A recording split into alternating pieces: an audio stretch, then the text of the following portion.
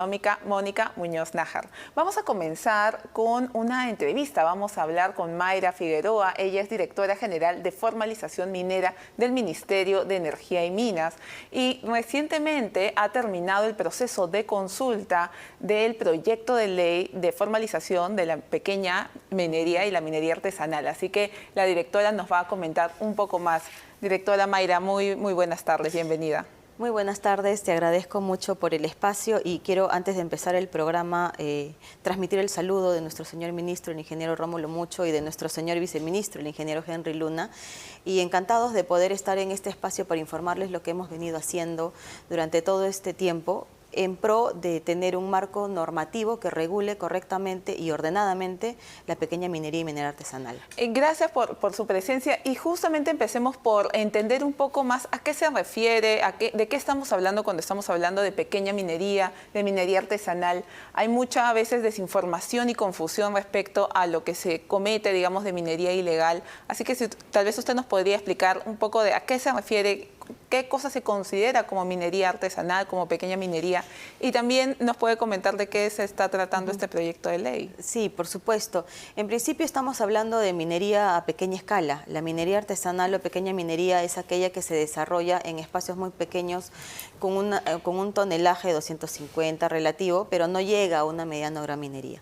Y cuando hablamos de minería informal y minería ilegal hay que tener una diferencia también. La minería ilegal es aquella que se desarrolla en áreas prohibidas, que no tiene permiso y que tampoco está inscrito en el proceso de formalización, este minero que hace la actividad. Eso es minería ilegal. Pero aquellos mineros que vienen desarrollando la actividad, que están dentro del proceso de formalización, están encaminados y pueden lograr una formalización. Entonces, nosotros como Estado, lo que hemos hecho en este proyecto de ley, al margen de la denominación, lo que nosotros promovemos como sector es tener un marco legal que nos permita ordenar el desarrollo de la pequeña minería y minería artesanal.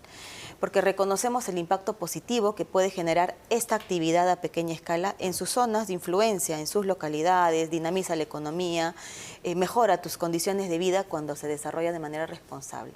Y para tener esta responsabilidad hemos trabajado este proyecto de ley que lo que quiere hacer, uno, es ordenar, otro, establecerte procedimientos simplificados, no bajando la calidad de los documentos, de los estudios, de los temas ambientales, sino tener un procedimiento simplificado y también incorporar algunos otros beneficios a aquellos que vienen desarrollando y que podrían desarrollar esta actividad de pequeña escala, ¿no? ¿Y nos podría comentar, directora, cuáles han sido, digamos, algunos de los aportes que han sonado más resaltantes de todo este proceso de participación? Porque en la ley lo que se debe estar estableciendo es la forma en la cual un minero se inscribe, un minero se formaliza, un minero puede operar.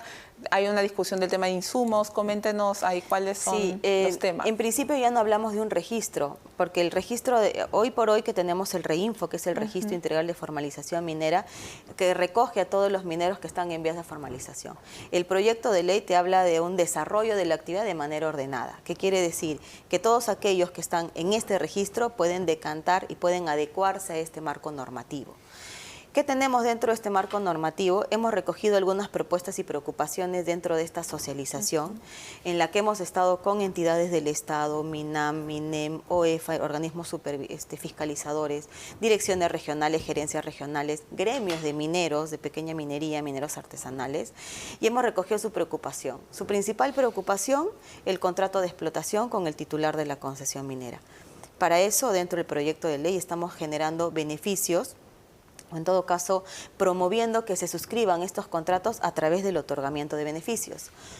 También consideramos habilitar, en caso podamos encontrar otro tipo de beneficios, que el Ministerio podría, a través de un decreto supremo, habilitar otros beneficios. Directora, ahí tal vez para que nuestra audiencia lo pueda entender, normalmente, digamos, el territorio nacional está concesionado y hay titulares de esas concesiones, y si yo quiero, por ejemplo, explotar la actividad minera, artesanal, pequeña minería en ese espacio, le tengo que pedir al concesionario, obviamente, el permiso, probablemente le tengo que pagar, como un contrato, digamos, de alquiler. vender, si uno Explotación. quiere decir así. Así es. Y en esos contratos, ¿cuál es la problemática que ustedes han encontrado? ¿No se firman los contratos, no se respetan? ¿Quién tiene la responsabilidad si es que hay un problema? Sí, ambos casos, ¿no? Porque en algunos casos los mineros nos dicen no quieren firmar, los titulares de la concesión minera no quieren firmar el contrato de explotación.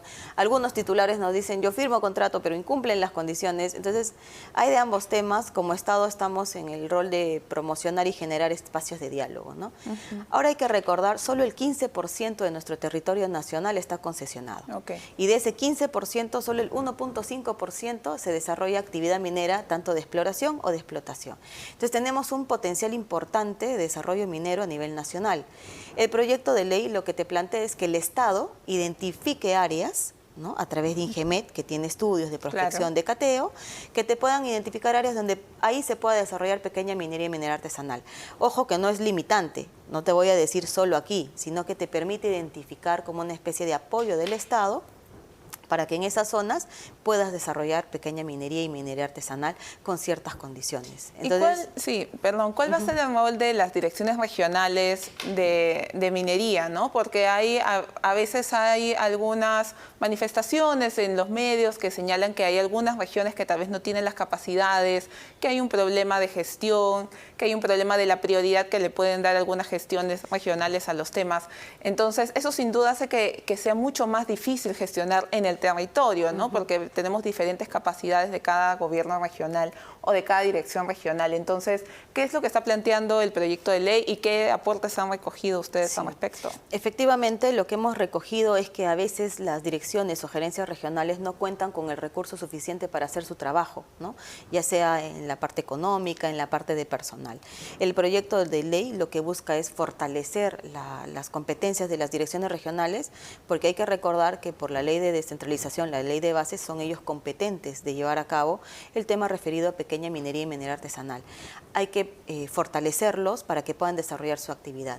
En el proyecto de ley inclusive se establece la posibilidad de que puedan tercerizar el tema de la fiscalización de los estudios y que puedan suscribir convenios, por ejemplo, con organismos fiscalizadores tipo EFA, por ejemplo, no tercerizando su función sancionadora, sino solo la parte fiscalizadora. Entonces se les da también esta oportunidad o de tercerizar o de suscribir convenios, pero sobre todo también potenciar el tema de los recursos, ¿no? Es un tema importante que pero también eso se independizaría entonces un poquito del dinero que le pueda dar el gobierno regional, que la misma dirección pueda solicitar recursos. Efectivamente, ¿no? Y que en todo caso el dinero que se le otorga a través del gobierno regional o que lo soliciten sea exclusivamente para pequeña minería y minería artesanal en todas sus funciones, ¿no? Fiscalización, sanción, seguimiento. Y desde el punto de vista, digamos, de la escala, de cuántos mineros estamos hablando, de cuántos trabajadores estamos hablando, sin duda la minería es una de las principales actividades que tenemos a nivel nacional, pero todavía es la gran minería, tal vez la que aporta más a la producción. Pero usted coméntenos un poco cómo está distribuido, qué tan importante va a ser esto para la economía peruana. En definitiva es importante, ¿no? Porque como te digo, desde el sector nosotros reconocemos la importancia del desarrollo de la actividad minera en su conjunto. Obviamente mediana y gran minería es aquella que te aporta un poco más, te beneficia en el caso de PBI, pero la pequeña minería y minería artesanal sí puede generar impacto positivo cuando se desarrolla bien, y el impacto lo sienten directamente en las zonas, ¿no? Ya sea por la mano de obra, por el dinamismo, por las compras, por esta actividad indirecta o empleo indirecto que se podría generar. Hoy por hoy nosotros tenemos en el registro en el REINFO, en el Registro Integral de Formalización Minera, tenemos 84.588 registros, ¿no? Dentro de este registro. Ahora, sí hay que precisar, son registros, ¿no? Lo que no implica que son personas. Cuando hablamos de personas, estamos hablando de 56.302. O sea, ¿por qué la diferencia? Porque efectivamente hay personas que pueden tener más de un registro, ¿no? Entonces, en este espacio tenemos 56.302 personas, entre personas naturales y personas jurídicas. Esas personas son las que están haciendo la actividad minera. Correcto. Y además ellos tienen trabajadores, digamos. Así es. Inclusive, y ahí es un detalle importante, ¿no?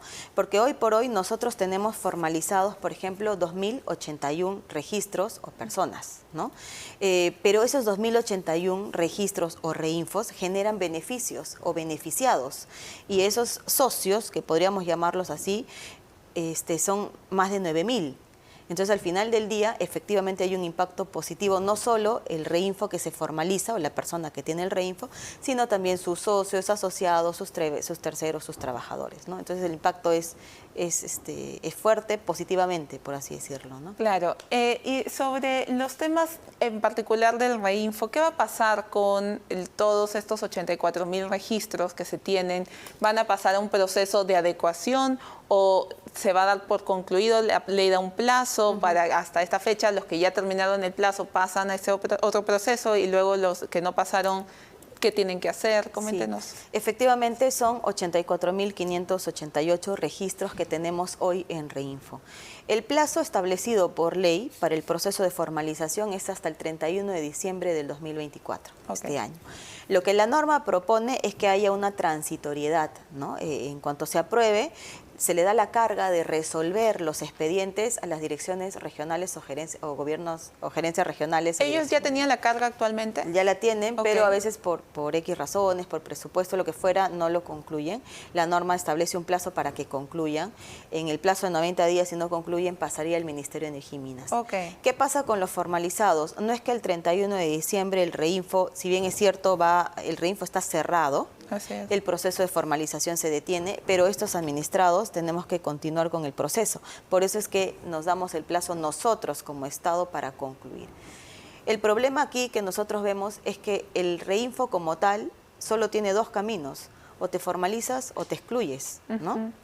A la fecha, nuestra obligación es formalizar, pero también excluir, revocar en áreas donde no están permitidas. ¿Qué va a pasar con aquellos que han sido excluidos? El proyecto de ley te permite que cualquier persona, cualquiera, pueda desarrollar pequeña minería y minería artesanal si cumple con las condiciones establecidas.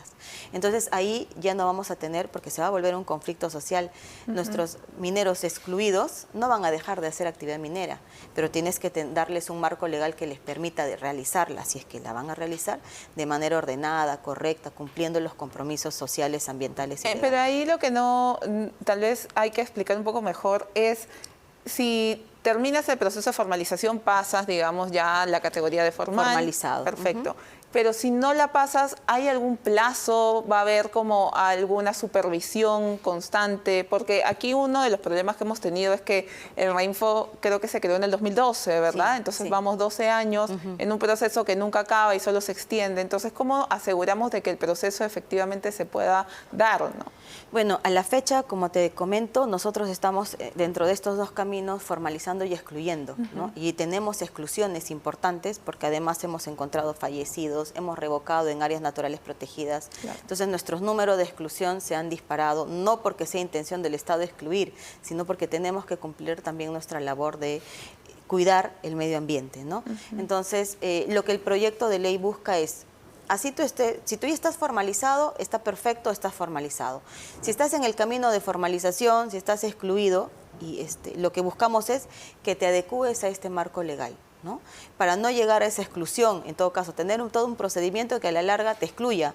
Lo que proponemos es, adecúate a este marco legal, ¿quieres desarrollar pequeña minería? Estas son tus condiciones. ¿Qué queremos hacer con este proyecto de ley? Establecer condiciones claras, ¿no? Pero si no se adecúan, ahí... Es que si no se adecúan y si siguen desarrollando actividad, por ejemplo, en zonas prohibidas, ¿no? En zonas en donde no se puede, ya tiene un titular que está desarrollando actividad, ahí no puedes entrar. Si no se adecúa, lamentablemente cae o podría caer en la condición de ilegalidad. Y al ser un minero ilegal, o en todo caso, al hablar de la actividad ilegal, estamos hablando de un delito. Claro. Entonces, al final del día puede ser pasible de persecución fiscal, policial, lavado de activos y todo lo que esto conlleva. Realmente esperamos que el proyecto de ley, ustedes tienen planeado presentarlo, el Ministerio tiene que presentarlo en septiembre. Correcto. Hemos tenido, y te quiero comentar, hemos tenido un trabajo bastante intenso de socialización de este proyecto de ley. Hemos trabajado y recogido aportes de la Sociedad Nacional de Minería, gremios mineros, DREM. Al final del día hemos recogido aportes que están estandarizados en matrices, con todo de video, y nuestro trabajo es cumplir a septiembre con presentar este proyecto de ley. ¿Y tal vez en octubre podría ser en el Congreso?